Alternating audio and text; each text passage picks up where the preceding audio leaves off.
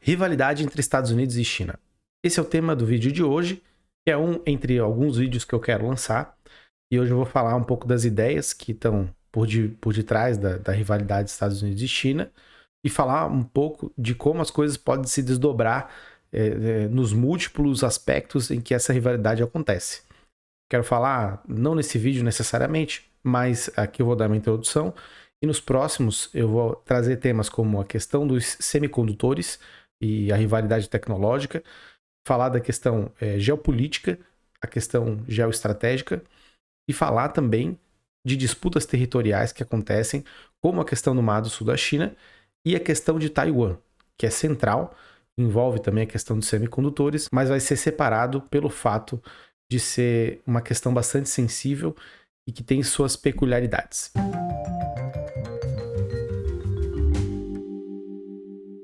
Olá, meu nome é Bruno, eu sou economista e internacionalista. O vídeo de hoje inaugura uma série que é bastante importante e que eu vou tratar em diversos aspectos, em alguns vídeos que eu quero lançar.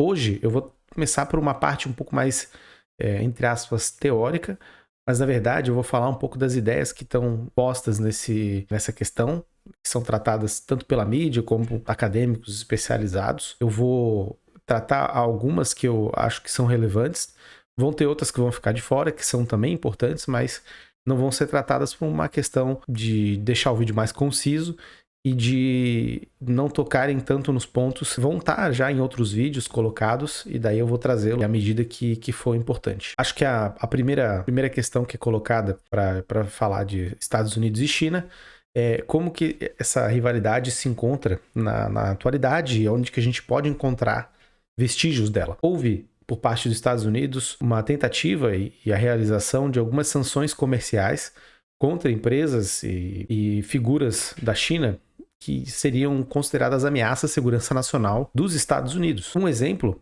é a indústria de semicondutores.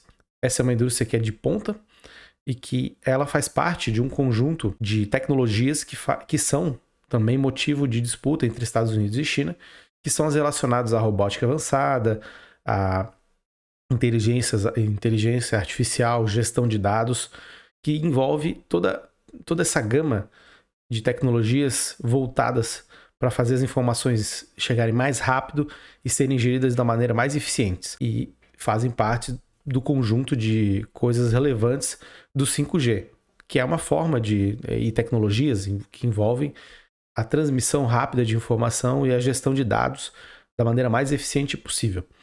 Bom, eu vou mostrar aqui mais ou menos como que está a distribuição da indústria de semicondutores nos seus componentes. Por que eu vou mostrar?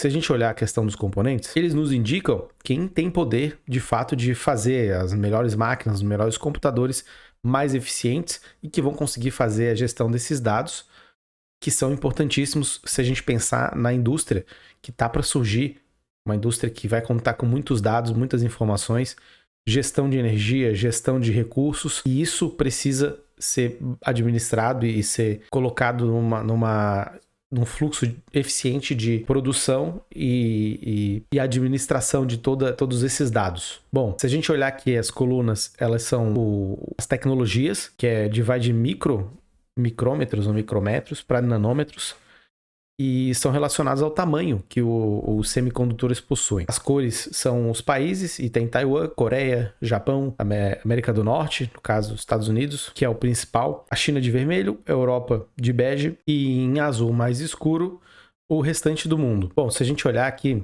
da esquerda para a direita, vai diminuindo o tamanho, né? Então começa em 18, vai para menores de 18 micro, depois menores de 40 nanômetros, 20 e 10. Os mais eficientes na atualidade são os abaixo de 10 ou os de 7. A TSMC, que é a Taiwan Semiconductor Manufacturing Company, ela foi também alvo das sanções econômicas dos Estados Unidos contra a China, apesar de Taiwan ser parte do território chinês, ou pelo menos para a China, ela advoga isso. Taiwan seria então uma província rebelde que os Estados Unidos tem bastante interesse.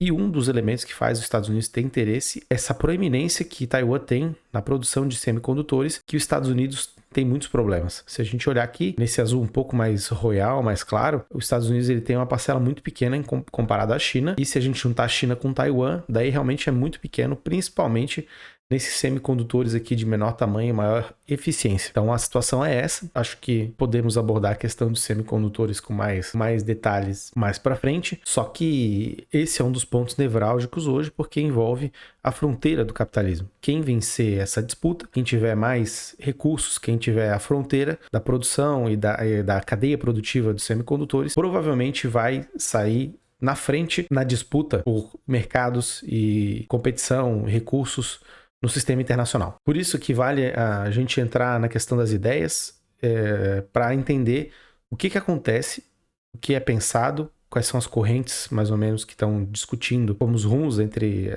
Estados Unidos, entre a disputa entre Estados Unidos e China vai ter, onde que isso vai desembocar. E o primeiro deles é a perspectiva mais liberal.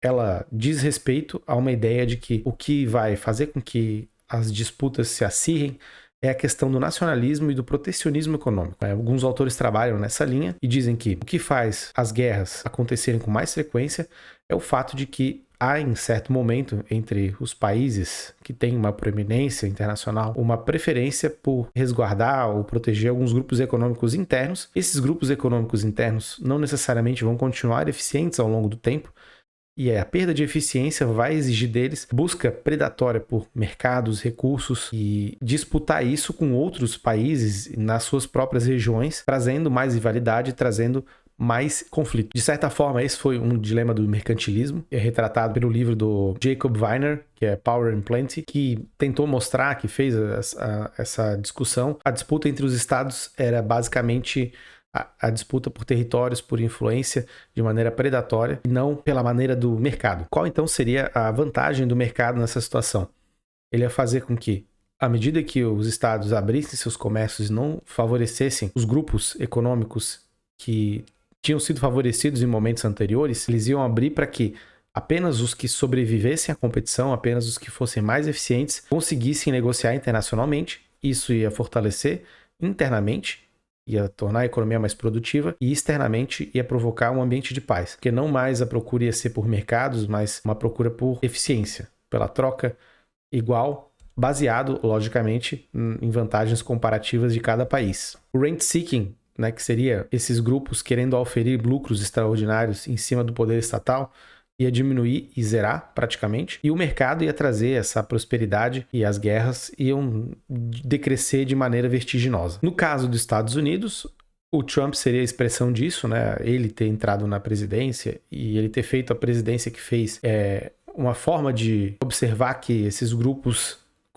teriam colado nele ou teriam feito parte do governo, ele favorecido eles e com um discurso nacionalista, um discurso protecionista, e feito com que as tensões e o efeito disso, né, o efeito dessa aproximação é que o discurso do Trump sempre era inflamado, sempre era muito anti-China, sempre beligerante. Por outro lado, a China também teria os seus grupos de favorecimento e eles fariam com que o Partido Comunista, o Politburo e as instituições chinesas se direcionassem para a proteção dessas empresas e desses conglomerados econômicos para o benefício de grupos que não necessariamente eram eficientes. Bom, eu apresentei essa ideia porque ela é facilmente encontrada em alguns artigos e articulistas que se posicionam em relação aos Estados Unidos e China, mas talvez ela peque pelo fato de que coloca a trajetória de desenvolvimento dos dois países do mesmo jeito.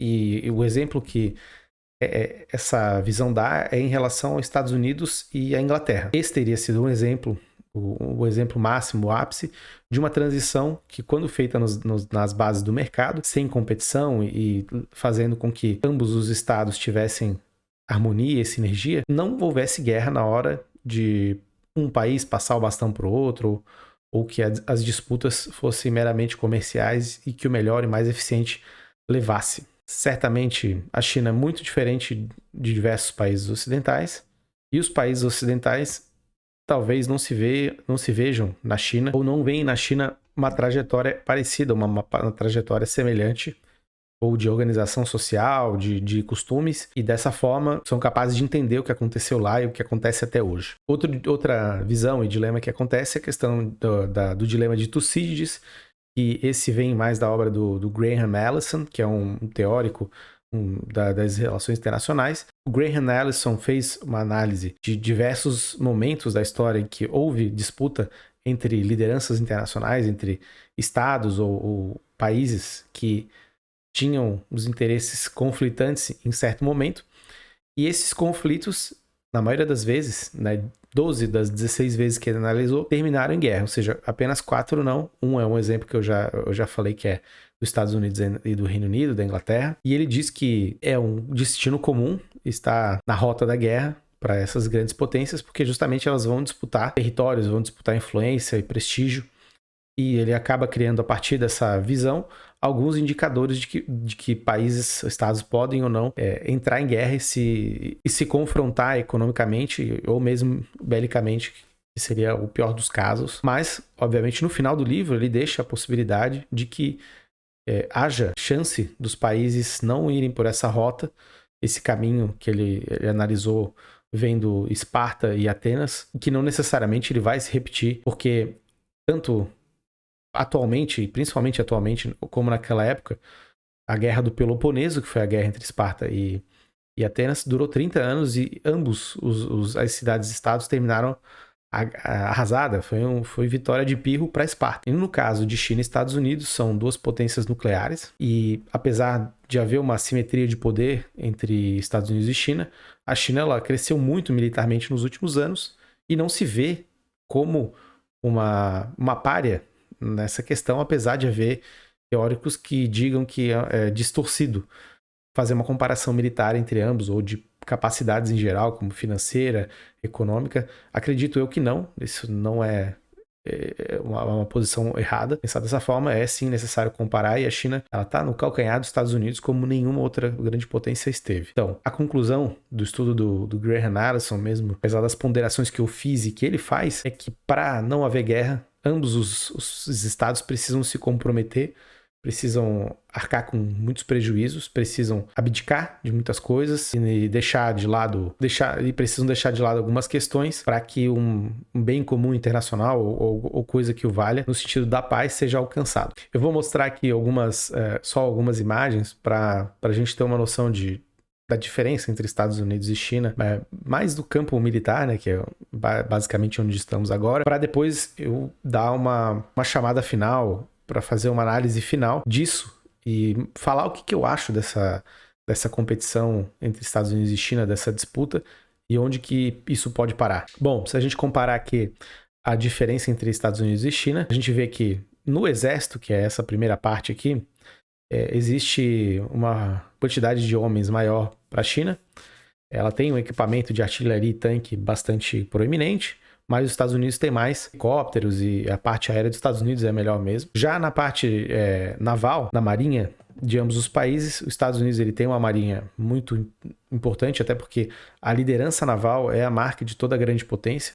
Um dado aqui que é definidor é a questão de porta-aviões. Os Estados Unidos tem 11 porta-aviões contra apenas um da China. A China tem um outro que está em fase de testes, mas isso mostra que é uma disparidade muito grande, apesar da China não ficar tão atrás, porque ela tem aeronaves de combate, bastantes, né, aeronaves de combate, apesar de ser um pouco mais que o terço que os Estados Unidos, são muitos, né, em destroyers, daí na questão naval mesmo, né, destroyers, fragatas e marinheiros, um número bastante significativo, apesar de nessa parte os Estados Unidos ter mais, né, principalmente na questão de submarinos e homens, né, são números bastante importantes. Aqui na Força Aérea é bem parelho, e a China com mais aeronaves ainda que os Estados Unidos. E em questão de mísseis, os Estados Unidos realmente é uma potência muito grande, é muito maior daí a massa China. Daí se a gente olhar para o Pacífico, né, que é uma área de interesse da China bastante importante, tem o Mar do Sul da China, tem Taiwan. Os Estados Unidos tem a 7ª Frota, estacionada pelo Pacífico. Tem um porta-avião com bastantes aviões. Tem navio de comando, tem navio com mísseis teleguiados, tem destroyers, submarinos. A China também tem destroyers, fragatas e outros equipamentos aéreos e de mar mesmo. mas os Estados Unidos têm uma proeminência ainda na região, mas a China não está tão atrás, apesar de não ter um porta-aviões como os Estados Unidos tem. Se nós compararmos aqui economicamente, aqui não tem o dado, que é um dos mais importantes, que é o PIB em poder de compra, que o da China é maior, né? Porque o PIB poder de compra por quê? É a paridade de poder de compra de cada país, ou seja, quanto que se pode comprar, ou a capacidade de compra em relação ao PIB. Aqui que a gente tem o PIB bruto, que dos Estados Unidos é maior, e o per capita, que ambos dos Estados Unidos eles são maiores. Tem outros dados aqui, gasto em defesa. Os Estados Unidos, 800 bilhões vai para o orçamento de defesa, e a China, 260, e a China gasta muito. Salvo me engano, é o segundo país que mais gasta, ou o terceiro. Eu não lembro o dado da Rússia, mas ela gasta bastante com gasto militar. Outro dado que eu acho interessante, daí é ponto para a China, questão de desemprego. Os Estados Unidos tem 6%, a China tem 4%, mas hoje em dia os Estados Unidos tem menos, acho que está na casa dos 3,5%, esse dado aqui é de 2021. Mas a questão da inflação. Os Estados Unidos agora está em 8,3%, a China está em 2,1%. A inflação da China é baixíssima, né? Isso casa com a questão do poder de compra do chinês, em moeda local também, porque mostra que quanto mais produtiva a economia, mais barato vão ser os produtos que lá vão ser comercializados. Tem outros dados aqui, mas isso dá para ter uma noção bruta, muito bruta mesmo, do poder. Os Estados Unidos é muito poderoso, mas a China não fica nem um pouco atrás, né? Muito pelo contrário. Como eu falei, paridade de poder de compra da China é maior. Não está aqui, mas é maior. Mas os dados, eles são bastante interessantes. Vale a pena dar uma olhada. E, bom, aqui é só para comparar o 5G, que a China está na frente no 5G. São quase 350 cidades com o 5G e os Estados Unidos têm 280. Sem contar que a tecnologia, ela domina muito mais. As redes 5G da China são muito mais rápidas do que a dos Estados Unidos e de outros países do mundo. E os Estados Unidos querem realmente tirar essa diferença. Mas a logística que acontece lá, para isso acontecer, ainda está muito atrás. E os Estados Unidos quer reverter isso. Bom, de que forma os Estados Unidos pode reverter essa questão? Eu vou comentar agora, mas antes eu vou dar um passo atrás para falar um pouco das ideias, né? Eu falei um pouco das ideias aqui liberais, da questão estratégica que o Graham Allison dá em relação à armadilha de Tucídides, como as guerras podem levar à destruição mútua. Hoje em dia, com bombas nucleares, isso é muito mais verdade. E o que a gente consegue ver em relação à China e Estados Unidos é que a gente tem um cenário em que, de fato, os Estados Unidos é muito mais poderoso. Isso aí, em vários aspectos, né, a gente pode olhar. Mas a China não está muito atrás. E essa é que é a grande questão. Nunca houve um Estado com uma capacidade tão grande quanto a China de fazer frente aos Estados Unidos. Só que os Estados Unidos, ele passa por um momento muito difícil. Enquanto a China tem coesão interna política, ela fez grandes reformas. Há pouco tempo ela anunciou que acabou com a fome, com a insegurança alimentar dentro do território chinês. E cada vez mais a China tenta olhar para o mercado interno e fazer uma transição que é dificílima, que é de um modelo exportador, que é um modelo que joga mercadorias para fora de todos os tipos, para um modelo que vai ser muito mais intensivo em complexificar a economia, ou seja, trazer ainda mais conhecimento e mais preparo para a mão de obra e fazer com que essa mão de obra renda e performe em mais produtividade, mais ainda do que a China já tem, tornar um país de ponta, com setores muito tecnológicos, não apenas no 5G, mas o 5G é usado, essa tecnologia é usada em outros setores e tecnologias de produção e de aumento de produtividade em diversas áreas. Essa mudança é muito difícil porque também envolve custos, da mesma forma que a China ganha com exportação e tem setores econômicos ligados a isso. Fazer essa reversão implica em menor crescimento econômico e talvez enfraquecimento de algumas iniciativas, como a Belt and Road Initiative, que é investimentos de longo prazo e infraestrutura ao longo do mundo. Pode ser que a China consiga até fazer o contrário, e isso tudo indica que ela está nesse caminho, que é de usar a Belt and Road para fazer essa transição.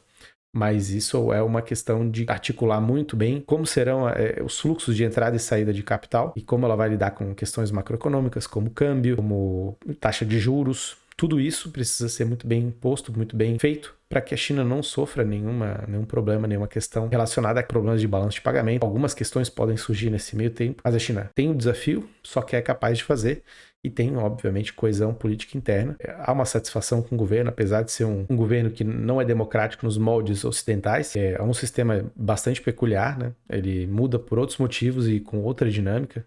Tem muito mais a ver com províncias, muito mais a ver com regiões e do que aqui, a gente tem uma separação entre as cidades, os estados, a federação como um todo. Lá é diferente, são mais unidades, acredito que são 6 ou 7, e elas fazem uma gestão muito mais independente, então a distância entre elas e o poder central. Em alguns aspectos é grande, em outros não é tanto, mas isso também é um papo para um outro momento.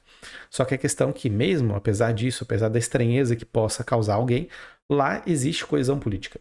Pro lado dos Estados Unidos é difícil. Como a gente pode ver no vídeo que eu soltei com o meu amigo Felipe Zanola, a gente analisou o caso dos Estados Unidos e as reformas que ele quer fazer. Tudo é no sentido de se aproximar da China, fazer com que esse gap tecnológico se diminua cada vez mais, porque nunca houve essa situação em que os Estados Unidos tivesse num afastamento tecnológico de nenhum outro país, numa área tão sensível. E tudo isso aconteceu porque os Estados Unidos, da década de 80 para cá, ou pelo menos até 2008, viveu a era da globalização dos mercados e da fragmentação da produção. E essa fragmentação da produção beneficiou muito os Estados Unidos, só que também o enfraqueceu, de certa forma, porque essas empresas que foram para fora, elas foram em busca de encadeamentos produtivos melhores, mão de obra mais barata, e a mão de obra nos Estados Unidos ficou muito enfraquecida, com menos qualificação, com um salário cada vez mais espremido. Isso, obviamente, causa desestruturação social. As pessoas não sentem mais confiança em nenhum governo, em nenhuma instituição, porque elas não veem os problemas delas serem resolvidos e o bolso também sente. Então, viver a vida, o sonho americano fica muito mais complicado. O exemplo do Trump foi isso, né? O final do governo dele foi, de certa forma, melancólico, mas também profético para o futuro que os Estados Unidos pode estar esperando. É de flerte com um certo golpismo, problemas institucionais e de gestão da sociedade como um todo. E isso tudo tendo que lidar com, hoje, guerra na Ucrânia, problemas em cadeias produtivas causados pela Covid, mas com uma incapacidade de se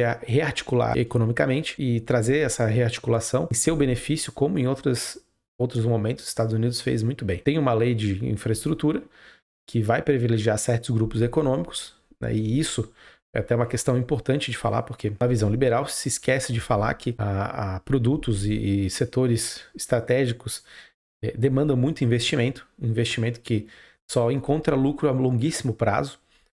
Né? Indústrias de altíssima tecnologia, de fronteira, são indústrias que demandam uma maturação, e elas, no caso dos Estados Unidos já foi assim, em muitos outros lugares, como o leste asiático também, necessitaram de subsídio público, dinheiro público em grande quantidade para poderem sobreviver. E a China fez isso, a Coreia fez isso. Então, para atingir o nível em que o comércio e o mercado vai falar mais alto, precisa ver essa bagagem estatista muito proeminente e que torna toda essa narrativa bastante fantasiosa se a gente olhar pelo lado da realidade. O que acontece de fato, as coisas que ocorrem de fato. Os Estados Unidos tenta trilhar esse caminho com bastante atraso. Não que ele não investisse antes no setor privado e em setores estratégicos, mas como investiu em muitas guerras e fez outros compromissos com bases militares pelo mundo inteiro e teve que salvar a sua economia em duas situações antes até do Covid, como a crise da bolha.com em 2000 e 2001 e a crise de 2008, lógico. Isso tudo tornou muito mais difícil os Estados Unidos terem espaço para hoje fazer as mudanças que eles precisam de maneira rápida. Muito porque também existe uma divisão no eleitorado dos Estados Unidos que é bastante importante, né? Que os republicanos podem ser que voltem agora a assumir as casas legislativas e o Senado, e qualquer projeto de cunho de retomada ou de catch-up, né? De alcançar as áreas sensíveis que a China tem dominância hoje, pode vir a naufragar, e isso vai ser bastante ruim para os Estados Unidos e vai atrasar bastante os planos dele. Atualmente, os problemas dos Estados Unidos, eles estão além dos problemas políticos, de coesão social e de uma certa rigidez para fazer as transformações institucionais que ele precisa. Lida com inflação, que está aumentando lá, como eu falei ali ainda há pouco, na casa dos 8,3%. Taxa de juros aumentada, causa disso, né, para fazer frente à inflação, e uma mão de obra que não está qualificada para lidar com os desafios tecnológicos que o mundo de hoje está impondo. De toda forma, concordo que para evitar guerra e maiores conflitos e perdas internacionais com essa disputa entre Estados Unidos e China, os dois lados vão ter que ceder em alguma parte, ou pelo menos terem vias mais negociadas. Não vejo que a China quer se colocar contra os Estados Unidos, até porque ela perde muito, ela tem uma interdependência econômica muito grande, tem obrigações em dólar, por exemplo, e tem outras amarras que são próprias da estrutura do sistema internacional, mas de certa forma ela pisa em calos dos Estados Unidos, em regiões sensíveis, e isso tudo vai ter que entrar na mesa e os Estados Unidos fazer o esforço de encontrar as demandas chinesas, se posicionar de uma maneira diferente para que não haja problemas maiores no futuro. Os Estados Unidos têm todas as capacidades militares que eu falei e econômicas, né? Que é uma economia bastante complexa, bastante refinada, assim como a China se transformou e está cada vez mais sendo. Mas tem outras questões, como a questão que eu estudo, que é a questão da moeda, que os Estados Unidos têm a moeda e as finanças estruturais do mundo, que é de onde é muito difícil escapar, que foi uma estrutura montada para o funcionamento do capitalismo, como a gente conhece hoje, desde a década de 70 e até hoje vigora. Não houve mudança nisso, não houve nenhuma. As que foram muito mais em prol dos Estados Unidos, da sua liderança e acabaram a fortalecendo. Então, são assuntos que a gente vai falar mais adiante, que é a questão das finanças, a questão dos semicondutores, a questão de Taiwan. São pontos que precisam ser colocados aí individualmente. Mas hoje eu quis dar um olhar geral, mostrar como são as ideias entre Estados Unidos e China que são mais relevantes e para os próximos vídeos trazer as questões mais especificamente focadas e trazer um prognóstico para cada uma delas, entrelaçando com as análises que eu fiz até aqui. E vou pedir também, se puder ajudar o youtuber iniciante, se inscreve no canal, divulga aí para os amigos e para a gente continuar fazendo vídeo aqui, para eu continuar trazendo mais material interessante sobre relações internacionais, economia e eventualmente finanças, de acordo com o que tiver acontecendo de mais relevante no mundo, vou me esforçar para isso. Até mais, tchau, tchau.